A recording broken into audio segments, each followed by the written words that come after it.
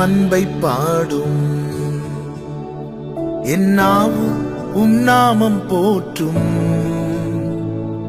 என் இதயம் உம்மில் மகிழும். எனக்கென்றும் நீர் போதும். இயேசு கிறிஸ்துவின் இனிய நாமத்தில் உங்களை வாழ்த்துகிறேன். கர்த்தர் நல்லவர். கர்த்தருடைய கிருபை உங்கள் ஒவ்வொருவரையும் சூழ்ந்து கொள்வதாக. நீதிமொழிகள் 3வது அதிகாரம் 11-12 வசனங்கள்.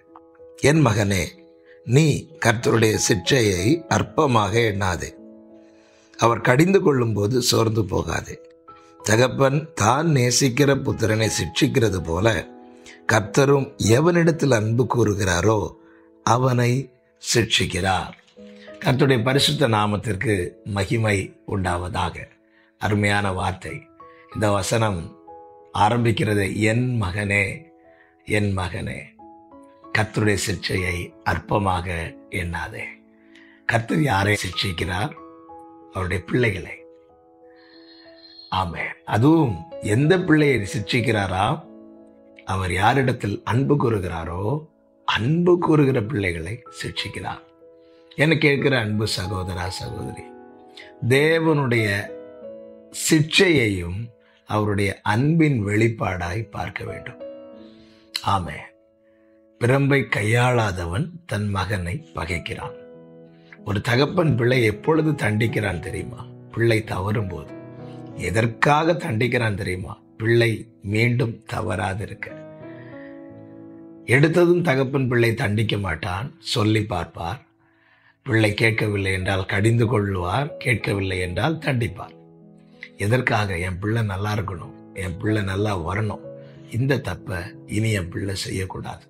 இதற்காக என்ன செய்கிறார் என்றால், நேசமுள்ள தகப்பன் எந்த பிள்ளை மேல் அதிக பாசம் வைத்திருக்கிறாரோ அந்த பிள்ளையை தண்டிக்கிறார்.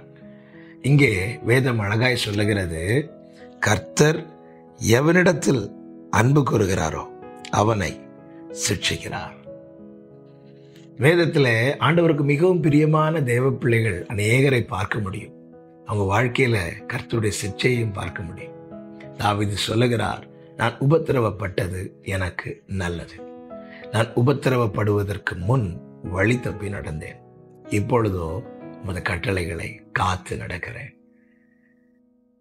139 சங்கீதக்காரனாகிய தாவீது இப்படி சொல்லுகிறார், முற்புறத்திலும் பிற்புறத்திலும் என்னை நெருக்கி உடைய கரத்தை என் மேல் வைக்கிறீர் என்று. 32வது சங்கீதத்தில் இப்படி சொல்லுகிறார், உடைய கை என் மேல் பாரமாயிருக்கிறது. சில நேரத்தில் கரத்தை வைத்து அழுத்துகிறார், அது நமக்கு பாரமாயிருக்கிறது. எதற்காக? அடுத்த வார்த்தையில் தாவீது சொல்லுகிறார், நான் என் பாவங்களை உமக்கு தெரிவித்தேன், அதில் ஒன்றையும் நான் மறைக்கவில்லை. ஒரு பிள்ளை தப்பு பண்ணும்போது அந்த பிள்ளை தன் பாவத்தை மறைப்பாரானால் தகப்பன் தண்டிப்பார். எதற்காக? ஒன்று மறைக்கக்கூடாது, இன்னொன்று அந்த தவற இனியும் செய்யக்கூடாது.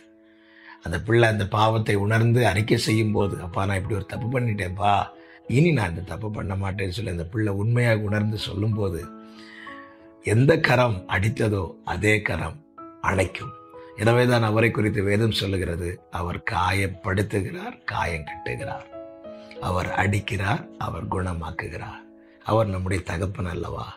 எபிரேயர் 12வது அதிகாரம் அதனுடைய 7வது வசனத்தில், நீங்கள் சிட்சையை சகிக்கிறவர்களாய் இருந்தால் தேவன் உங்களை புத்திரராக எண்ணி நடத்துகிறார். தகப்பன் சிட்சியாத புத்திரன் உண்டோ? தகப்பன் சிட்சியாத புத்திரன் உண்டோ? நிச்சயமா கிடையாது.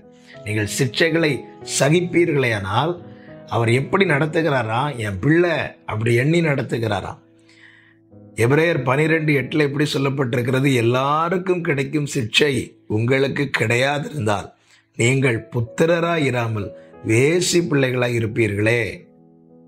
எல்லாருக்கும் கிடைக்கிற சிட்சை கிடைக்காம இருந்தா நாம் புத்திரராய் இராமல் வேசி பிள்ளைகளாய் இருப்போமா? நமக்கு ஒரு தகப்பன் இருக்கிறார். அது பொல்லாத தகப்பன் அல்ல, நல்ல தகப்பன். அந்த தகப்பன் அணைக்கிறது மாத்திரமல்ல அன்பின் வெளிப்பாடு, சிட்சிக்கிறதும் அன்பின் வெளிப்பாடு. எனவேதான் வேதம் சொல்லுகிறது, என் மகனே, நீ கர்த்தருடைய சிட்சை அற்பமா எண்ணாதே. அவர் கடிந்து கொள்ளும் போது சோர்ந்து போகாதே. எல்லாரையும் விட்டுட்டு என்னை மட்டும் கடிந்து கொள்றீங்களே. இன்னைக்கு அநேக பிள்ளைகளுடைய வருத்தமே அதுதான். இந்த வீட்டில் வேற பிள்ளைங்க இல்லையா? என்ன மட்டும் ஏன் இப்படி பண்றீங்க? உன் மேல அவ்வளோ நேச வெளிப்பாடு. அன்பின் வெளிப்பாடாய் அணைப்பதை மாத்திரமல்ல, சிட்சிப்பதையும் பார்க்க வேண்டும். கர்த்தர் நல்லவர். கர்த்தர் நம்முடைய பிரயோஜனத்துக்காக சிட்சிக்கிறார். அவர் நம்முடைய வாழ்க்கை மேல அக்கறை உள்ளவராய் இருக்கிறார். கர்த்தர் ஒவ்வொருவரை ஆசீர்வதிப்பாராக.